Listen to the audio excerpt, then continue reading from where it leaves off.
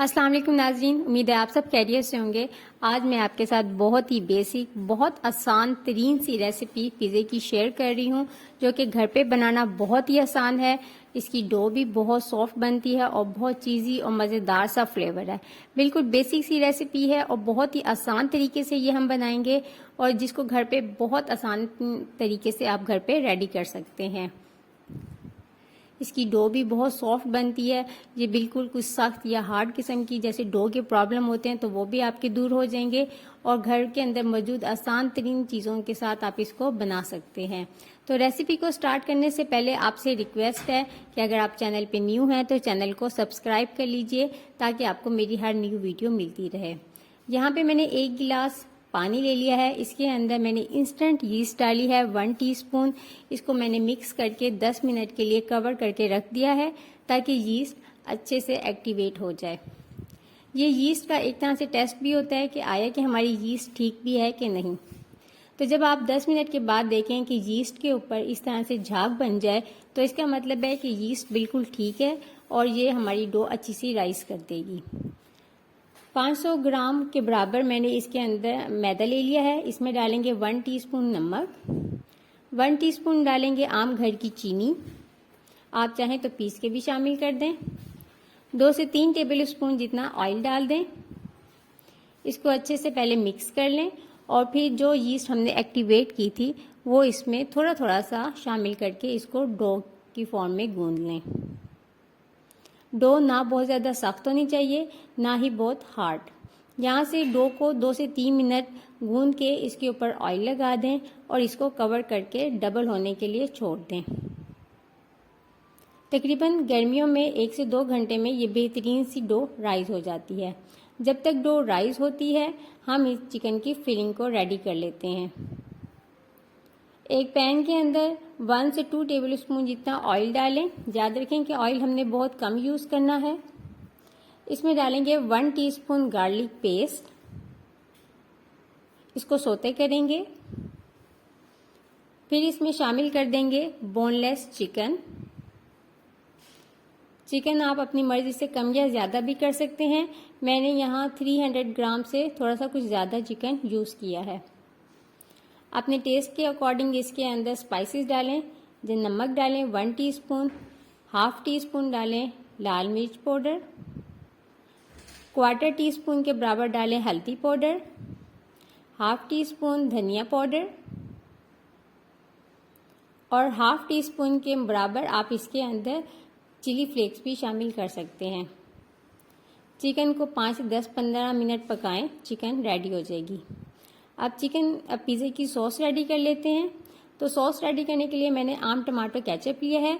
इसके अंदर 1 टीस्पून मैंने इसके अंदर डाले हैं चिली फ्लेक्स और 1/4 टीस्पून मैंने इसके अंदर डाला है ऑरिगानो। इसको मिक्स कर लें तो बेहतरीन सी पिज़्ज़ा सॉस रेडी है। यहाँ देखें कि डो हमारी राइस हो चुकी है। इसको पंच करेंगे ताकि इसके अंदर से जो बबल और एयर्स हैं वो निकल जाएं और इसको 2 से 3 मिनट अच्छी तरह से गूंद लेते हैं ताकि ये दोबारा से स्मूथ हो जाए। काउंटर शेल्फ को अच्छी तरह से साफ करके इस पर थोड़ा सा खुश्का डालें और इसको कुछ हिस्सों में डिवाइड कर लें। मैंने इसको 3 पोर्शंस में डिवाइड किया है और मैं इसके 3 पिज़्ज़े बनाऊंगी, एक लार्ज, एक मीडियम और एक स्मॉल। इसको रोलिंग पिन की मदद से थोड़ा सा बड़ा कर लें कि जितना आपका पैन साइज़ हो उसके मुताबिक। ना इसको बहुत ज़्यादा आपने थिक करना है और ना ही बहुत थिन रखना है कि ये बिल्कुल रोटी की तरह हो और ना ही बहुत ज़्यादा मोटा कर देना है कि बहुत ओवर ये मोटा हो जाए। इसको पैन के अंदर स्प्रेड फैला लें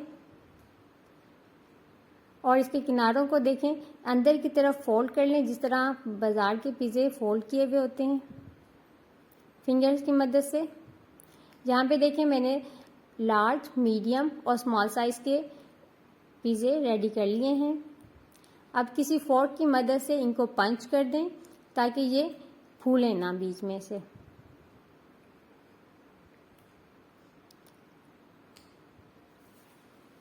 इसके बाद इसके ऊपर लगाएं पिज़्ज़ा सॉस। तमाम पिज़्ज़ास के ऊपर पिज़्ज़ा सॉस को स्प्रेड कर दें इवनली। ताकि इसका फ्लेवर तमाम पिज़्ज़े में अच्छी तरह से आ जाए। थोड़ा सी मज़ीद इसको मतलब स्पेशल बनाने के लिए थोड़ा सा मायोनीज़ भी इसके अंदर शामिल कर दें तो इसका फ्लेवर बहुत ज़्यादा इनरिच हो जाता है। पहले आप इसके ऊपर चीज़ डालें। यहाँ पे मैंने पिज़्ज़ा चीज़ इस्तेमाल की है, जो कि बाज़ार से रेडीमेड पिज़्ज़ा चीज़ इस्तेमाल किया है। आप चाहें तो अलहदा से मोज़रेला और चेडर चीज़ भी यूज़ कर सकते हैं। मैंने इसके ऊपर चिकन के चंक्स डाले हैं, साथ में कैप्सिकम डाली है और थोड़े से प्याज डाले हैं। आप अपनी पसंद की जो भी सब्ज़ी डालना चाहें तो वो डाल सकते हैं, जैसे कि आप टमाटो डाल सकती हैं। इसके अलावा आप कॉर्न्स भी शामिल कर सकती हैं। साथ में कुछ ऑलिव्स डाल दें तो इसकी प्रेजेंटेशन बहुत ही खूबसूरत हो जाती है। इसके बाद इसके ऊपर ऑरिगेनो स्प्रिंकल कर दें, जिससे इसकी खुशबू बहुत इन्हेंस हो जाती है। और साथ में थोड़ी सी चिली फ्लेक्स भी स्प्रिंकल कर दें, तो ऊपर से जो हमारी वेजिटेबल्स हैं वो बिल्कुल फीकी सी महसूस नहीं होती, तो इनका भी ऐसा स्पाइस आ जाता है। किनारों के ऊपर हम थोड़ा सा ऑयल को ब्रश कर लेते हैं, ताकि किनारे जो हैं जब ये बेक होते हैं तो ये बिल्कुल ड्राई ना हो, तो इसके ऊपर हम थोड़ा सा ऑयल स्प्रेड कर लेंगे। पिज़्ज़े हमारे रेडी हो चुके हैं। इनको प्री हीटेड ओवन के अंदर 15 से 20 मिनट के लिए बेक कर लें। मैंने इनको पहले 15 मिनट से 20 मिनट इनको नीचे से पकाया है और तकरीबन 5 मिनट मैंने इनको ग्रिल किया है। कुकिंग रेंज के अंदर मैंने इनको पकाया है। तो ये देखें, ये बहुत बेहतरीन से बेक हो चुके हैं और इसके ऊपर कलर भी बहुत ही अच्छा सा आया है। आप देख सकते हैं कि पिज़्ज़ा कितना सॉफ्ट बना है और ये कितना चीज़ी बना हुआ है। आप इसकी चीज़ का भी देख सकते हैं कि चीज़ कितनी बिल्कुल बाज़ार जैसे पिज़्ज़ों की तरह इसके तार बन रहे हैं। और नीचे से भी अगर आप डो को देखें तो बहुत बेहतरीन सा कलर आया है और डो भी बहुत ज़बरदस्त सी राइज हुई है। ना ये बहुत ज़्यादा हार्ड है और ना ही कोई बहुत सॉफ्ट। बहुत ही अच्छी सी ये पिज़्ज़ा बन के रेडी हुआ है। अब मुझे आप कमेंट्स में ज़रूर बताइएगा कि आपको ये रेसिपी कैसी लगी। कितने हमने आसान तरीके से ये पिज़्ज़े को घर पे रेडी कर लिया है। इस रेसिपी को ज़रूर ट्राई कीजिएगा और मुझे कमेंट्स में भी अपनी राय का ज़रूर इज़हार कीजिएगा। वीडियो पसंद आए तो वीडियो को लाइक कीजिएगा और अपने फ्रेंड्स और दोस्तों के साथ ज़रूर शेयर कीजिएगा। ये मीडियम पिज़्ज़ा है, इसको भी मैं आपको स्लाइस करके दिखा दूँ कि ये भी कितना अच्छा सा रेडी हुआ है। 500 ग्राम से हमने तकरीबन 3 पिज़्ज़े बनाए हैं, यानी कि एक लार्ज पिज़्ज़ा, एक मीडियम पिज़्ज़ा। ये मीडियम पिज़्ज़ा मैं आपको दिखा रही हूँ। इसी के साथ ही ये स्मॉल पिज़्ज़ा हमने दूसरे प्लेटर के अंदर रेडी किया है।